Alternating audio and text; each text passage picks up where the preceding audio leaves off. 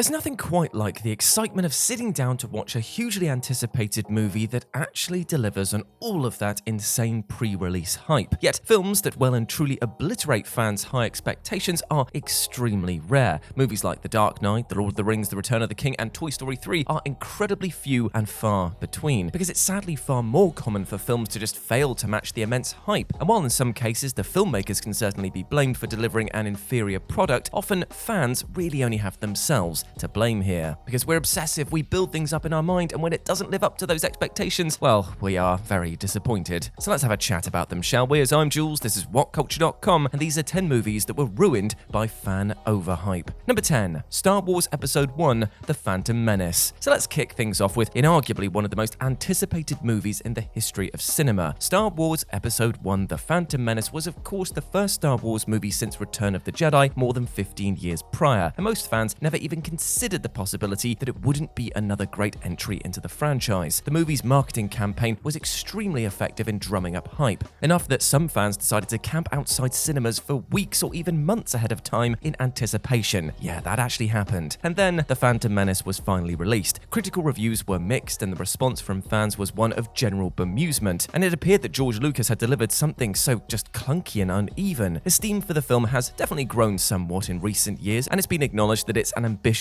yet deeply flawed piece of work, but let's be honest, it was never going to live up to the insurmountable hype created by an entire generation's nostalgia for watching the original trilogy in their youth. It was impossible for most Star Wars fans to accept the possibility pre-release that the new movie would be anything less than amazing. And so when that turned out to be the case, well, there was denial, anger, confusion, and only much later, begrudging acceptance. Needless to say, follow-up Attack of the Clones didn't launch to anywhere near the same level of excitement. And it's just as well, because that turned out to be one of the very worst mainline Star Wars movies.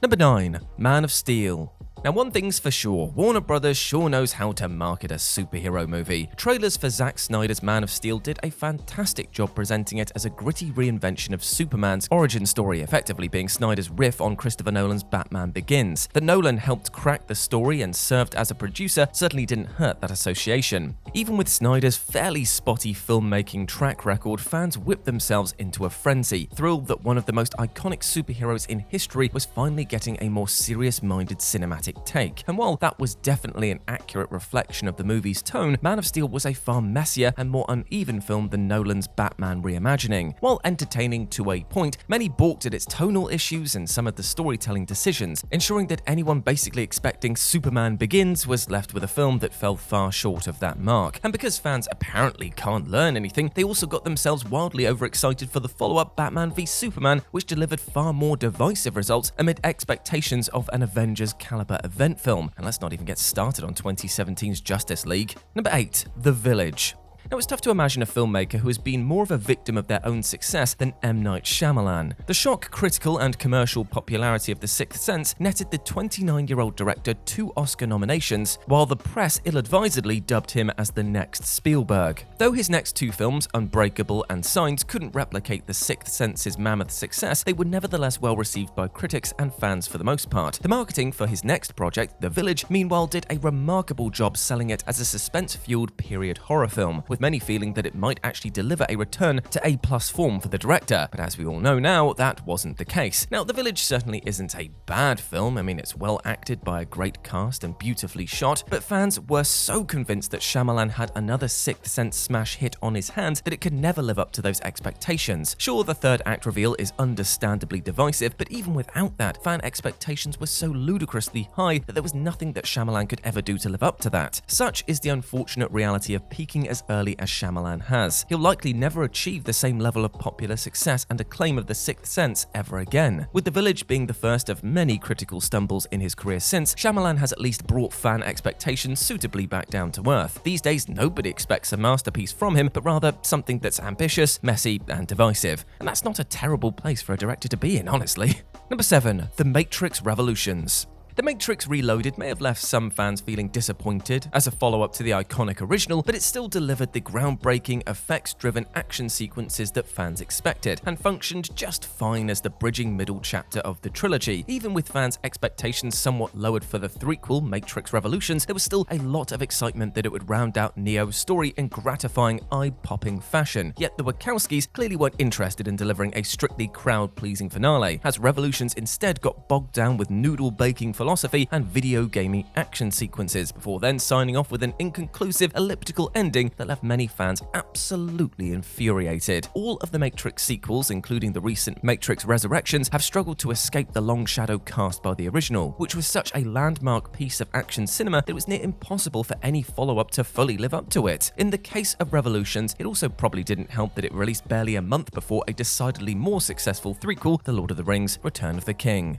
Number 6. Interstellar. Christopher Nolan's militant legion of fans admittedly can't help but get ridiculously excited about whatever his next project happens to be, but the hype well and truly reached a fever pitch for Nolan's 2014 sci-fi epic Interstellar. Following on from Nolan's The Dark Knight Rises, Interstellar was mounted as a return to original sci-fi form for the director, and so fans immediately built up the film as another mind-melting genre outing on the blistering level of Nolan's 2010 masterpiece Inception. The trailers helped present Interstellar as a production of that caliber, and while it undeniably delivered a mesmerizing audio-visual experience, its narrative proved considerably more divisive. Nolan's ambitious script didn't quite nail the singular creativity of Inception, its more philosophical concepts ultimately failing to land even with some of the most die-hard fans. Now, Interstellar really isn't that much like Inception at all. It's got far more in common with 2001: A Space Odyssey, really. So fans expecting Inception 2.0 and then complaining when it wasn't really only have themselves to blame here. Number 5. The Godfather Part 3. Not a single film on this list had a tougher act to follow than The Godfather Part 3, which was released more than 15 years after the previous film and had to compete with two predecessors which both won Best Picture Oscars. Still, with most of the key cast and crew members returning from previous films, save for Robert Duvall, due to a salary dispute, fans of the series were giddy at the prospect of Francis Ford Coppola delivering the perfect movie trilogy. But of course, that isn't what happened, like, at all. Though nominated for 7 Oscars, including Best Picture, The Godfather Part 3 was universally accepted to be a considerable decline in quality from the first two, indulging in more melodramatic storytelling and suffering considerably from Sofia Coppola's Razzie-winning performance as Mary Corleone. Is it a good movie? Well, yeah, absolutely, especially with Coppola's recent recut, but after he delivered dynamite results twice in a row, his fans got a little too confident in his ability to nail the three-peat so many years later. Number 4. Us. Jordan Peele's Us was one of 2019's most anticipated films, serving as the follow-up to Peele's Oscar-winning smash hit Get Out. Given the zeitgeist capturing success of Get Out, Peele's new legion of fans were eager to see the brand of twisted, darkly humorous satirical horror that he'd bring to his second feature, and while Us received largely positive reviews from critics, the reaction from general audiences was rather more muted, landing a not bad B cinema score compared to Get Out's A-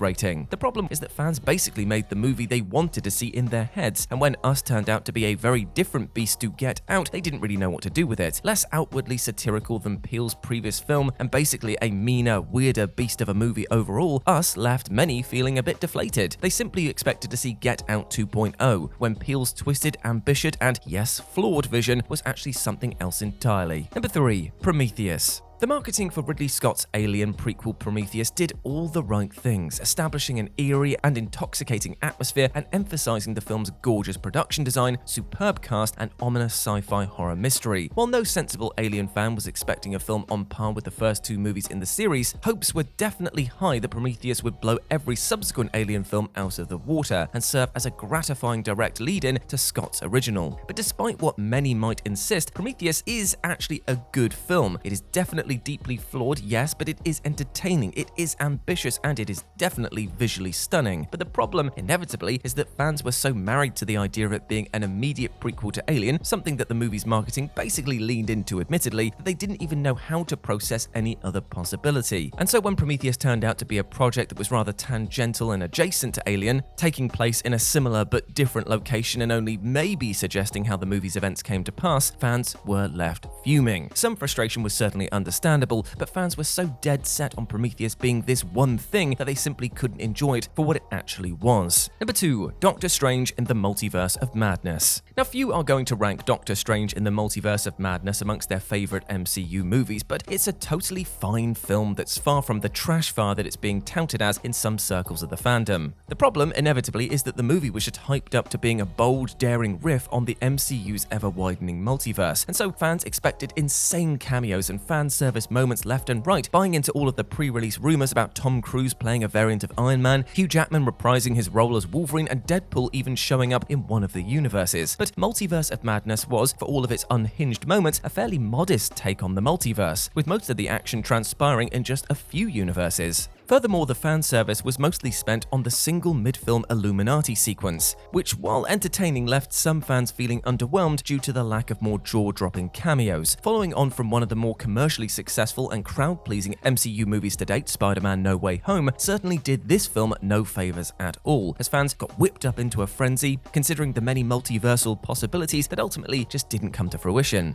Again, on its own merits, it's an acceptable MCU offering, yet if you listen to the loudest, most zealous MCU fans, it is a literal crime against humanity. And number 1, The Babadook. It's not uncommon for movies to be rapturously received on the film festival circuit, only to then be met with considerably more muted responses from general audiences. And this is especially true in the horror genre, given the many art house horror films that premiere at festivals like Sundance, where they receive wildly enthusiastic 5-star reviews only to land more indifferently outside the film festival bubble. And there's no better example of this than The Babadook, which premiered at Sundance 2014, and going by the volcanic response from critics in attendance, it was basically like the second coming of Christ. By the time it finally trickled down to general audiences almost a year later, the response from even die-hard horror fans was, yeah, it was pretty good, but is that it? After reading glowing critical reactions for so many months, the hype was definitely real, only for many to ultimately find The Babadook to be an above-average horror flick that didn't quite rise to that next level. Many other arty horror movies that premiered at film festivals have been stuck with the same overhyped label. For example, It Follows. Yet, it's The Babadook that best demonstrates the wide chasm of experience between festival audiences and general multiplex crowds. And the lesson here, don't exhaust yourself reading dozens and dozens of wildly over-the-top positive reviews of interesting-looking horror movies. And there we go, my friends. Those were 10 movies ruined by fan overhype. I hope you enjoyed that, and please let me know what you thought about it down in the comment section below. As always, I've been Jules. You can go follow me over on Twitter at RetroJ, but the O is a 0. Or you can swing by Instagram, where it's the same tag, RetroJ, but the O is a 0. Hope to see you over there. But before I go, I just want to say one thing. I am going to hype you up, my friend, because you deserve all the best things in life. You deserve all of the success, all of the happiness, all of the love. And I want you to go out there and absolutely smash your life goals today. I believe in you, and you need to believe in yourself as well. Now go out there and smash it, my friend.